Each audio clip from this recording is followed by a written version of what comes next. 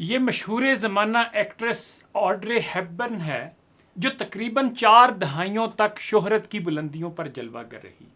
یہ ایکٹریس 4 مئی 1929 کو برسلز میں پیدا ہوئی اور 20 جنوری 1993 کو اس دار فانی سے کوچ کر گئی۔ اس کا تعلق ایک ایلیٹ فیملی سے تھا۔ وہ بیلجیم، نیدرلینڈ اور انگلینڈ میں پروان چڑھی۔ ابتدائی طور پر اس نے تھیٹر اور ڈانسنگ وغیرہ کی تربیت حاصل کی۔ وہ ایسی حیران کن اداکارہ تھی جو پہلی بار ایک کامیڈی فلم رومن ہالیڈے میں ہیروئن کے طور پر طلوع ہوئی اور پہلی پرفارمنس ہی سے فلمی دنیا پر راج کرنے لگی۔ یہ دنیا کی پہلی ایکٹریس تھی جسے سنگل پرفارمنس پر Oscar award, Golden Globe award اور اکیڈمی ایوارڈ سے نوازا گیا۔ اس ایکٹریس اور اس کی لکھی ہوئی ایک نظم بعنوان خوبصورتی کا راز کا تعارف ہمارے ملک کے ممتاز صحافی اور دانشور اور میرے مربی ڈاکٹر حسین احمد پراچا نے اپنے کالم میں کیا ہے۔ وہ لکھتے ہیں کہ حیرت ناک بات یہ ہے کہ ایک نو عمر لڑکی نو عمری ہی میں دنیا کی عظیم اداکارہ کے مرتبے پر فائز ہو گئی۔ یہ اداکارہ ایک طرف کامیڈی اور مزاحیہ فلموں کی اداکاری میں جلوہ گر تھی، مگر دوسری طرف دنیا کے لیے اس کا خاموش پیغام بقول ڈاکٹر خورشید رضوی یہ تھا کہ مت سمجھو میرے تبسم کو مسرت کی دلیل، جو میرے دل تک اترتا ہو یہ وہ زینہ نہیں۔ 1954 میں شہرت کی بلندیوں پر فائز محض 24 سالہ ایکٹریس لڑکی کے دل میں انسانیت کا درد بھی مدزن تھا۔ وہ اس وقت سے یونیسیف کے ساتھ وابستہ ہو کر دنیا کے غریب اور بے بس لوگوں کے دکھوں کو بانٹنے کی کوشش کر رہی تھی۔ 1988 سے لے کر 1992 تک آڈرے نے افریقہ، جنوبی امریکہ اور ایشیا کے غریب ترین طبقات کے پاس جا کر دکھی لوگوں کے زخموں پر بنفس نفیس مرہم رکھا اور ان کے غموں میں کمی لانے اور ان کے لبوں پر مسکراہٹیں بکھیرنے کی کوشش کی۔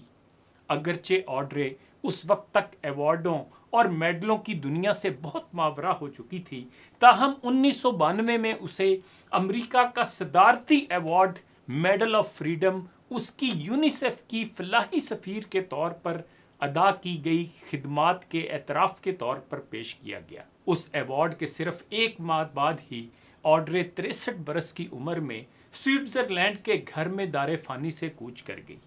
اب آئیے اس نظم کی طرف جو آڈرے نے خوبصورتی کا راز بتانے کے لیے انگریزی میں لکھی تھی۔ اس نظم کی چند سطور کا پراچا صاحب نے اردو میں ترجمہ کیا ہے۔ ملاحظہ فرمائیے، آڈرے ہیپبرن کہتی ہے کہ ہونٹوں کی دلکشی کا راز یہ ہے کہ ان سے زندگی کی خوشیوں سے محروم لوگوں کے لیے ہمدردی و غمخواری کے پھول جھڑنے چاہیے۔ اگر تم خوبصورت آنکھیں چاہتے ہو تو لوگوں کی آنکھوں میں جھانک کر ان کے من میں بسی ہوئی خوبصورتی کی فراخ دلی سے تعریف کرو۔ پھر وہ کہتی ہے کہ اگر دلکش بال چاہتے ہو تو پھر کسی معصوم بچے کو ان کے اندر پیار سے ہاتھ پھیرنے دو۔ اگر تم دبلے پتلے اور سمارٹ نظر آنا چاہتے ہو تو پھر اپنے کھانے کو غریبوں کے ساتھ بانٹ کر کھاؤ۔ ٹوٹے ہوئے دل والے اور مشکلات میں گھرے لوگ اگر تم سے رجوع کریں تو ان کی محبت کے ساتھ دل جوئی کرو، اس سے تمہاری شخصیت کی کشش میں مزید اضافہ ہوگا۔ پھر وہ کہتی ہے جب تم بڑھاپے کی دہلیز پر قدم رکھو گے تو تمہیں محسوس ہوگا کہ تمہارے 2 ہاتھ ہیں، ایک اپنی مدد کے لیے اور دوسرا ضرورت مندوں کی مدد کے لیے۔ عورت کی خوبصورتی اس کے میک اپ میں نہیں بلکہ محبت و مدد کے ان روحانی جذبات و احساسات میں ہے جو وہ دوسروں کے لیے محسوس کرتی ہے۔ اس طرح آڈرے ہیپبرن نے کئی دہائیوں تک دلوں پر راج کرنے کے بعد دنیا سے وقت رخصت یہ راز بتا دیا کہ شہرت کے ذریعے دلوں پر راج کرنا کمال نہیں، اصل کمال ٹوٹے ہوئے دلوں کو جوڑنا ہے۔